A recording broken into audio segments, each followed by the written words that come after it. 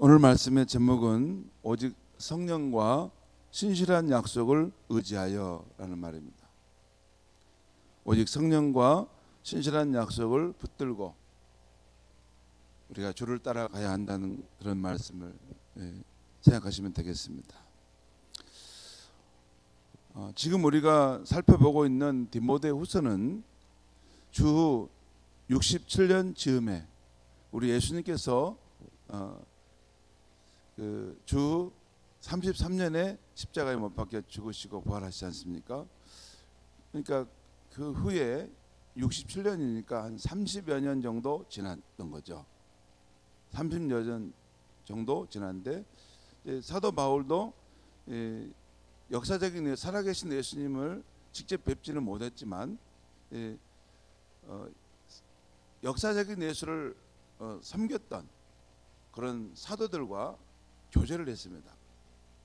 예를 들어서 베드로와 야고보, 예루살렘 교회의 지도자인 베드로와 야고보와 함께 교제했어요. 그리고 자신은 이방인을 위한 사도로 부름받아서 말아서 예루살렘에 머물지 않고 소아시아와 유럽을 거쳐서 계속 복음을 전하는 일을 했던 사람이죠. 그러니까 사도 바울에게 있어서 예수님이란 분은 멀게만 느껴진 분이 아니었습니다. 어쩌면 동시대에 살았던 분이고 그분에 대한 그분을 직접 뵙고 그분을 섬겼던 제자들과 함께 서로 교제하면서 그런 것을 영감을 받고 있었던 삶이었죠. 아무튼 사도 바울의 사명의 길은 이방인에게 나아가 예수 그리스도 복음을 전하는 것이기 때문에 바울은 열심히 소아시아와 고린도와 또 에베소 그런 쪽으로 유럽 쪽으로 나가서 복음을 전하게 되었고 나중에는 복음을 전하다가 감옥에 갇히게 되었습니다. 로마 황제 네로가 집권할 때 그때 기독교인에 대한 핍박이 있었는데 로마에서 다시 사도 바울이 잡혔던 것 같습니다. 그리고 이제 곧 순교를 할 상황에 놓여 있었습니다. 이런 상황에서 바울 사도는 자신을 이을 사역자 디모데 또 자신이 복음으로 낳은 아들 디모데에게 이제 편지를 보내는데 이 편지는 유언과 같은 편지였습니다. 내가 죽을 날이 얼마 안 남았구나. 사람이 그걸 다 알죠. 어느 정도 생각하죠. 내가 이제 곧 죽겠구나. 이걸 생각하면서 자신이 복음으로 낳은 그런 아들 디모데 그리고 자신의 그 하나님 나라와 이 복음 사역을 이어갈 수 있을 것 같은 그런 인물 디모데에게 자기의 삶의 모든 것을 이제 정리하면서 유언과 같은 편지를 쓴 것이 이 디모데 후서입니다. 그러니까 디모데 후서에는 가만히 읽어보면 그 엄숙함과 비장함이 담겨 있어요. 여러분 이제 곧 죽을 사람인데 그리고 인생을 화랑방탕하게 산 사람이 아니고 진리를 위해서 자기의 젊음과 생명을 바치면서 달려왔던 사람인데 그 유언을 쓸 때 대충 쓰겠습니까? 유언을 아마 엄중하게 썼을 것입니다. 내가 인생을 살아보니까 특별히 복음 안에서 인생을 살아보니까 우리의 인생은 이렇다. 그리고 인생이 뜬구름처럼 잠깐 있다 지나가는 것인데 너는 이 인생의 날들 속에서 진짜 중요한 것을 놓치지 마라. 그것을 이제 말하고 가는 것이 이 디모데 후서입니다. 오늘 아침에 우리는 이 디모데후서 마지막 장인 4장을 보고 있는데요. 이 디모데후서 4장은 바울 사도의 유언장과 같이 나는 지금까지 이렇게 살았다는 자기 인생의 고백과 내 죽음과 그 후는 이렇게 될 것이라는 확신이 담겨 있습니다. 그리고 자신의 길을 이어갈 사역자를 향해서 시대가 변화될 것을 말하면서 그 세상에서도 너는 이런 점을 중요하게 여기며 내게 맡겨진 사명을 다하라 라는 권면의 말씀을 담고 있는 것입니다. 그것이 이 디모데 후서의 말씀을 잘 읽는 거예요. 그냥 무슨 정전 책한권 읽는 게 아니라 이 말씀이 씌워질 실존적 상황, 역사적 상황은 그런 상황이었습니다. 오늘 말씀 1절과 2절 말씀을 제가 읽으면서 잠깐 설명드리겠습니다. 1절과 2절입니다. 하나님 앞과 살아있는 자와 죽은 자를 심판하실 그리스도 예수 앞에서 그가 나타나실 것과 그의 나라를 두고 엄히 명하노니 너는 말씀을 전파하라. 때를 얻든지 못 얻든지 항상 힘쓰라. 범사의 오래 참음과 가르침으로 경책하며, 경책하는 것은 책망한다는 것입니다. 책망하고 경계하며 권하라. 여러분, 이 말씀을 이렇게 성경 말씀을 읽을 때 가닥을 잡고 읽으면 도움이 됩니다. 먼저 1절을 보면 사도 바울이 믿음의 아들 디모데에게 명한다는 건데, 엄히 명한다. 나는 너에게 엄중히 명한다. 그런데 앞에 수식어가 뭐가 있어요? 하나님 앞과 그리스도 예수 앞에서 엄히 명한다. 그리고 또 앞에 수식어가 있어요. 그 그리스도 예수는 보면 살아있는 자와 죽은 자를 심판하실 분이시다. 그리고 그 그리스도 예수는 다시 오실 것이다. 그리고 그의 나라가 임하실 것이다. 이 사실을 나는 생각하면서 너에게 엄히 명한다, 그 말이에요. 그러죠. 그냥 바울 사도가 디모데에게 나는 너에게 지금 이런 명령을 한다, 이 말이 아니고 하나님과 그리스도 예수 앞에서 엄히 명하고, 또한 그 예수 그리스도는 살아있는 자와 죽은 자를 심판하실 분이고, 그분은 약속하신 대로 다시 우리 가운데 임하실 것이고, 그러면서 그분의 나라, 영원한 나라가 세우실 것을 생각하면서 나는 너에게 명한다, 그 말이에요. 바울은 예수님을 심판자라고 했습니다. 살아있는 자와 죽은 자를 심판하실 분이시다. 성경은 하나님을 심판자로 말씀하는데요, 예수님 또한 여러 곳에서 심판자라고 말씀합니다. 요한복음 5장 22절, 27절, 또 고린도후서 5장 10절에 보면 예수님이 마지막 날의 심판자라고도 말합니다. 로마서 2장 16절은 하나님께서 예수를 통해 심판하신다는 것을 말씀하고, 요한복음 5장 30절은 아버지께서 심판의 권한을 아들에게 주셨다라는 것을 할 때, 마지막 심판대의 판결은 아버지가 보는 앞에서 그 아들 예수님이 심판하신다는 것입니다. 그렇게 볼 수 있습니다. 그리고 심판대는 다니엘서 12장 2절과 요한계시록 20장 13절 말씀대로 모든 이들이 다시 일으킴을 받아서 살아있는 상태로 심판받게 될 것이라는 것입니다. 또한 바울은 오늘 디모데 앞에서 예수님의 나타나심과 그의 나라에 대해서도 말씀하고 있는 것입니다. 여기서 그가 나타나실 것이라는 표현이 나오는데, 이것은 예수님이 영광 중에 재림하실 것을 말씀하는 것입니다. 그리고 그의 나라는 예수님의 재림하심으로 대적자의 통치 세력과 그에 속한 자들이 심판을 받고 온전하게 그의 주권이 세워지는 나라를 말합니다. 이 나라 역시 하나님의 나라이면서 동시에 그 아들의 나라이기도 합니다. 왜냐하면 마태복음 16장 28절, 골로새 1장 13절에 보면 하나님이 우리를 흑암의 권세에서 그 사랑하는 아들의 나라로 옮기셨다. 말씀합니다. 하나님의 나라이면서도 그 실제적인 그 통치는 또한 이 땅의 통치 역할을 할 때 그 예수님께서 그 주권을 가지고 하늘과 땅의 권세를 받아서 통치하신 거죠. 그런데 여러분, 예수님께서 다시 역사 속에 들어오심으로 이 하나님의 나라가 이제 영원히 세워지겠지만 지금 상황은 하나님의 나라와 마귀의 나라가 공존하며 싸움 중에 있는 거라고 볼 수 있습니다. 성경은 그걸 말하죠. 여러분,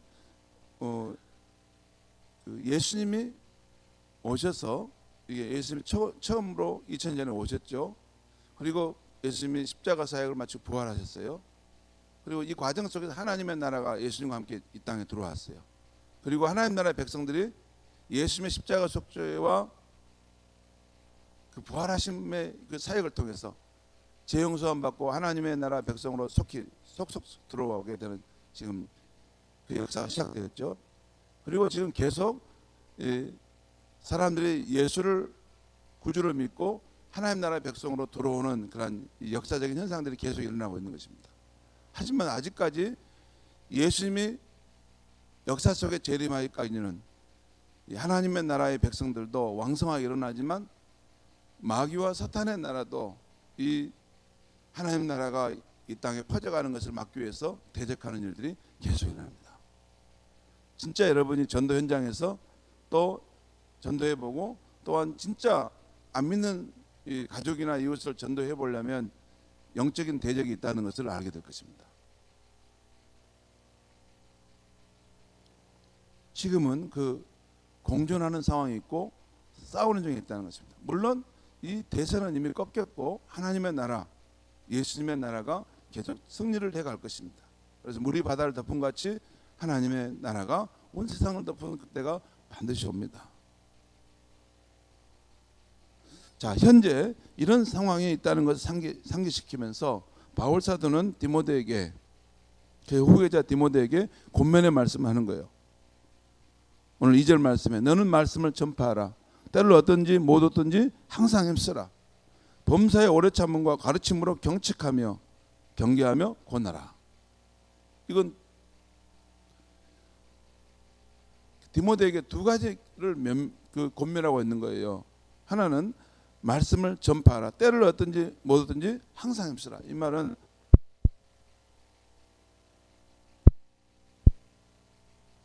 아직 예수께 속하지 않고 그래서 이 어둠의 길을 가고 있는 그 영혼들에게 이 생명의 말씀, 복음의 말씀을 전파하라는 것입니다. 어려움이 있지만 그 어려움을 돌파해서 계속해서 힘써서 그걸 이루어가라는 것입니다. 그리고 안에 내부적으로도 또한 성도들을 늘 오래 참음으로 성도들을 가르치고 또 권면해서 생명과 진리의 길을 가도록 늘 힘쓰라 그 말입니다. 두 면이 있죠. 밖에 있는 그런 하나님을 모르는 사람들에게 이 생명의 복음을 전하는 것과 안에서 있는 성도들에게 생명과 진리의 말씀을 놓치지 말고 끝까지 붙들고 가도록 계속 권면하고 가르치라는 것입니다. 왜냐하면 이 세속적인 물결이 계속해서 엄몰하고 있고 삶을 덮고 있기 때문에 잠깐만 놓으면 세속으로 쓸려갈 수 있는 여지가 있기 때문에 말씀을 붙들고 살도록 권면하는 것입니다. 3절과 4절 말씀 보겠습니다. 때가 이르리니 사람이 바른 교훈을 받지 아니하며 귀가 가려워서 자기의 사욕을 따를 스승을 많이 두고 또 그 길을 진리에서 돌이켜 허탄한 이야기를 따르리라. 쉽게 말하면 세상이 변할 것이다. 세상이 변하고 종말의 시대가 되면 사람들이 진리의 말씀을 듣는 걸 싫어하고 자기 길을 즐겁게 하는 그런 자기 욕망을 부추기는 격려하는 그런 스승들을 두게 될 것이다. 그러죠. 여러분 얼마나 주식이나 주식 투자라든가 이런 거 보면 이게 요즘에 그 자기 성장 개발 자기 이렇게 세상에서 이렇게 잘 되고 막 이렇게 하는 것, 이런 광고들 너무 많이 나오지 않습니까? 이게 1억만 투자하십시오. 그러면 100배를 늘려줄 겁니다. 막 이런 투자 나오잖아요. 그런 거.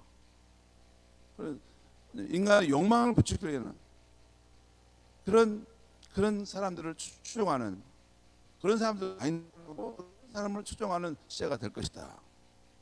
그래서 사람들이 진리의 말씀을 듣기보다는 그걸 거부하는 시대가 될 것이다. 마지막 시대 특징이 그렇죠. 앞에서 우리가 디모데후서 3장에서 보면 마지막 시대가 되면, 종말의 때가 되면 사람들이 쾌락을 사랑하고 자기를 사랑하는 것을 하나님 사랑하는 것보다 더 사랑한다는 거예요. 그런 시대가 옵니다. 자기 사랑이 극치를 달리는 시대가 오는 거예요. 여러분, 오늘 우리가 사는 시대는 어떻게 보면 자기 사랑의 극치로 가는 시대일 수도 있습니다. 인본주의라는 이름으로 그것을 이렇게 겉으로 포장하지만 사실 그 내면은 자기 사랑의 극치를 향해 달려가는지 몰라요. 그래서 자기 귀에 거스리는 것을 듣지 않는다는 것이에요. 그것이 내게 나를 즐겁게 하느냐 즐겁게 하지 않느냐, 이게 기준이 된다는 거죠.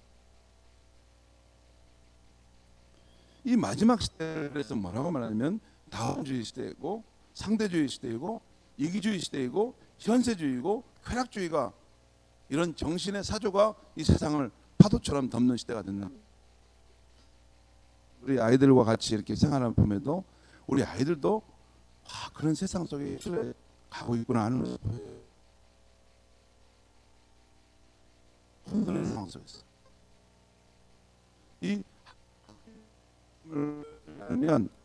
이 세상의 세속주의적인 영성이 우리의 삶을 다 채워버리는 것이죠. 자, 시대라는 그런 시대가 올 것이다. 5절 보겠습니다. 그러나 너는 모든 일에 신중하여 고난을 받으며 전도자의 일을 하며 내 직무를 다하라. 너는 이 상황 속에서 살아있게 생각하는 것입니다. 그리고 고난하지 말라는 것이에요. 전도자의 일을 한다는 것은 쉽게 말하면 복음 전도의 삶을 너는 놓쳐서는 안 된다. 이 복음, 이 생명의 복음만이 이 소망 없는 세상을 살 수 있는 길, 너는 이 복음을 놓쳐서 마라, 그 말입니다. 내 직무를 다하라는 것이죠.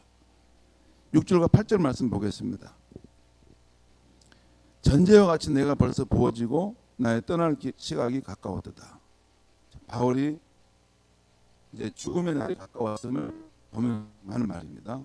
내가 이 육체를 뚫고 내 영혼이 하나님께 돌아갈 때가 가까웠다는 것입니다. 7절 나의 달려갈 길을 마치고 믿음을 지켰으니.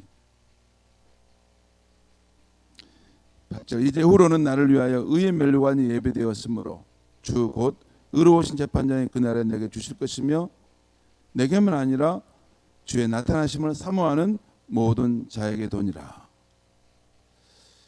사도 바울이 자기의 죽음의 상황이 이제 다가왔음을 말씀하면서 지금까지 나의 삶은 어떤 삶이었느냐? 나는 싸우는 삶이었다는 것이에요. 나의 삶은 내게 주어진 길을 달려온 삶이라는 거죠. 그리고 나의 삶은 끝까지 믿음을 지켜낸 삶이라는 거예요. 그 말 아닙니까? 그 싸움은 악에 대항해서 악에 침몰하게 하는 나를 지키기 위해서 선한 것을 위해 싸우는 싸움이었고, 또한 그 달려간 길은 내게 주어진 길, 하나님이 너는 그 길을 따라 달려와라 하는 그 나의 길을 나는 달려간, 마지막까지 달려간 삶이고, 또 처음 주를 믿고 따를 때 가졌던 그 믿음을 이 세속 세상에서 끝까지 지켜낸 삶이었다. 지금. 그리고 이제 이렇게 산 나를 위해서 이후에, 내 죽음 이후에 이런 일이 있을 것인데, 바로 나의 주 의로우신 재판장이, 재판장이란 말은 내 삶의 모든 과정을 다 아시는 그런 분이 말하는 거예요. 그분이 아실 것이기에 나에게 의의 면류관을 씌워줄 것이다.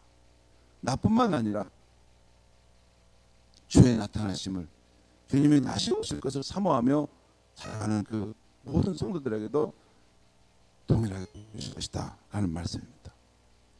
여기까지가 오늘 말씀인데요. 여러분, 이 편지는 지금 누가 누구에게 보내는 것입니까? 바울 사도가 자신의 후계자 디모데에게 쓰는 유언과 같은 편지이죠. 이 편지를 받은 디모데의 마음은 어땠을까요? 여러분 한번 생각해 보세요.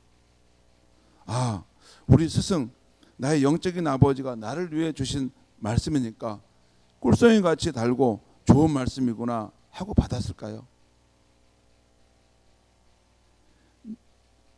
내가 이제 이 권면의 말씀대로 복음과 함께 고난을 받고 나의 스승처럼 주를 위해 살다가 감옥에 갇혀도 죽더라도 당당하게 살아야 되겠다 이렇게 했을까요? 한번 생각해 봐야 될 중요한 주제 아닙니까? 여러분 어떻습니까? 이 지금 바울 사도가 디모데에게 이런 용과 같은 이런 말씀을 전해주고 있는데 디모데는 이 말씀을 들을 때 어떤 생각이었을까요? 그렇지 않습니까? 제 생각에는 디모데는 처음에는 내가 어떻게 이 엄중한 말씀을 받아낼 수 있을까? 나는 연약하고 아직 어리고 경험도 없는데. 여러분 잠깐 저를 보시죠. 우리가 인생을 살면 이게 인생의 초반부에 있는 사람이 있고 인생의 그 종착점에 있는 사람이 있습니다.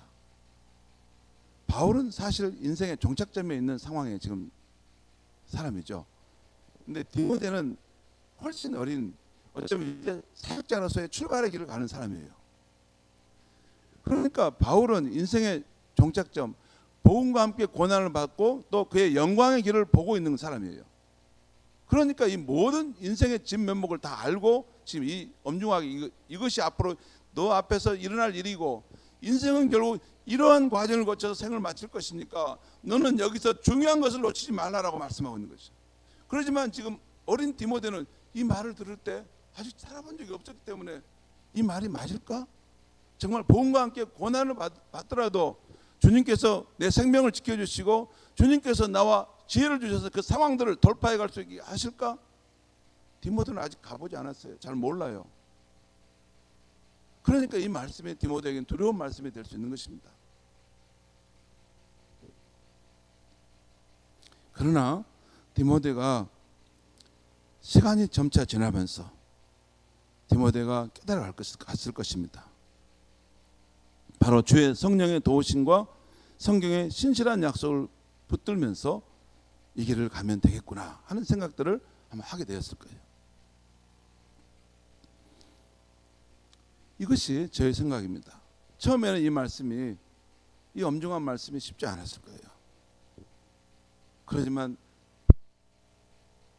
또한 진실한 스승임을 알았기 때문에 이 말씀 맡기는 많은 거예요.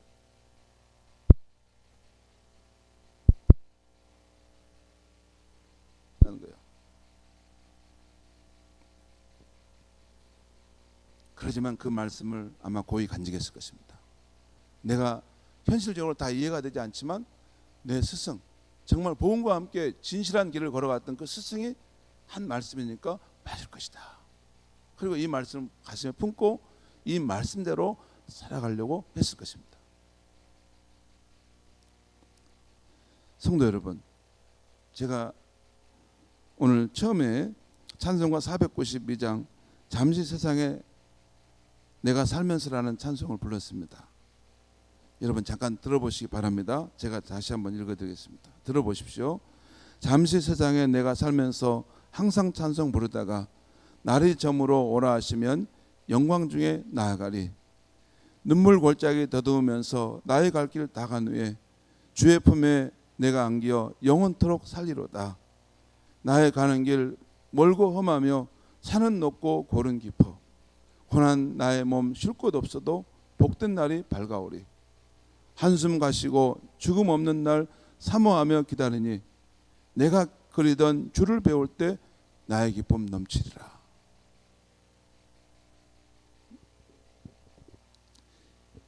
이 찬송가를 보면 이 찬송가 앞부분에 보면 다 우울하고 어두운 것입니다.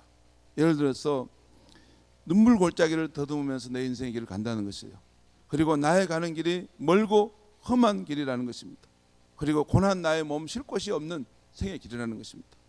그리고 한숨, 정말 이제는 한숨이 없고 죽음이 없는 그날이 왔으면 좋겠다 하는 소망이 있는 그런 소망을 갖고 가는 길이라는 것이에요. 이 말은 뭐냐면 한숨 가시고 죽음이 없는 날을 내가 사모하며 기다린다는 것은 현재의 삶에는 늘 한숨과 탄식이 있고 죽음의 그림자가 나의 삶을 압도하려고 하는 상황 속에 살고 있다는 것이에요.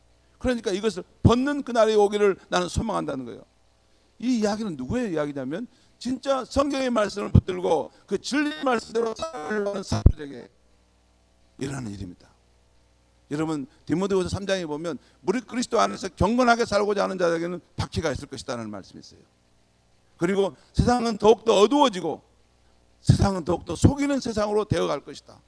하지만 너는 배운 바 그 말씀 안에 거하고 진리 안에 거하라는 말씀이 있어요. 여러분 참으로 우리가 이 사도 바울이 전한 이 복음의 말씀을 받아들인다는 것은 정말 이 세상에서 경건하게 살려고 할 때 여러 가지 고난과 어려움이 있을 수밖에 없다는 것입니다. 하지만 그것이 끝인가? 그렇지 않아요. 이 492장 찬송가를 여러분 집에 가 다시 한번 읽어보시면 반드시 우리의 인생에 최고의 날이 온다는 거예요. 그것은 뭐냐면 빛난 면류관 받아 쓰고서 주와 함께 길이 사는 그날이 오고 주님의 품 안에 내가 안기어서 영원토록 사는 날이 오게 되고 그리고 내가 그토록 그리워하던 그 주님을 뵙게 되고 그와 함께 있는 기쁨이 넘치는 날이 온다는 것입니다. 그것이 이 땅에서 예수님과 함께 그 길을 가고 사도 바울과 함께 복음의 길을 살다 간 사람이 하나님께서 받을 그런 축복의 약속의 말씀인 것입니다. 여러분 사실 이 말씀을 이렇게 준비하고 전할 때 전하는 저도 이 말씀이 어렵습니다. 내용이 어렵다는 것이 아니라 그런 삶을 살아낼 수 있을까? 그런데 살아내야 되고 살아낼 수 있습니다. 그리고 살아내는 길은 다시 한번 말씀드리지만 오직 주의 성령을 의지하고 주님의 신실한 약속의 말씀을 붙들고 주님이 우리 앞에 가셨던 그 길을 바라보고 가면 되는 것입니다. 그렇게 사는 것이 이 혼돈의 세상 한복판에서 생명과 진리를 먼저 발견한 사람들이 걸어가야 될 길인 줄 믿습니다. 기도하겠습니다. 하나님 아버지, 오늘 바울 사도가 유언과 같은 말씀을 그 아들 디모데에게 주었습니다. 디모데뿐만 아니라 우리도 이 말씀대로 사는 것은 정말 가슴이 떨리고 이런 세상에서 어떻게 이 말씀을 대로 살아낼 수 있을까? 우리의 연약함과 우리의 믿음 없음을 생각할 때 부족함을 느낍니다.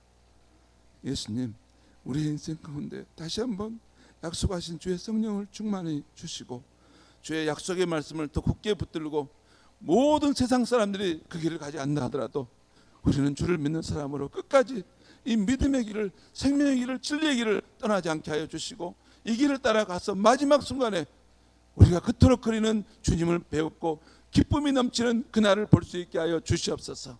예수님의 이름으로 기도하옵나이다. 아멘.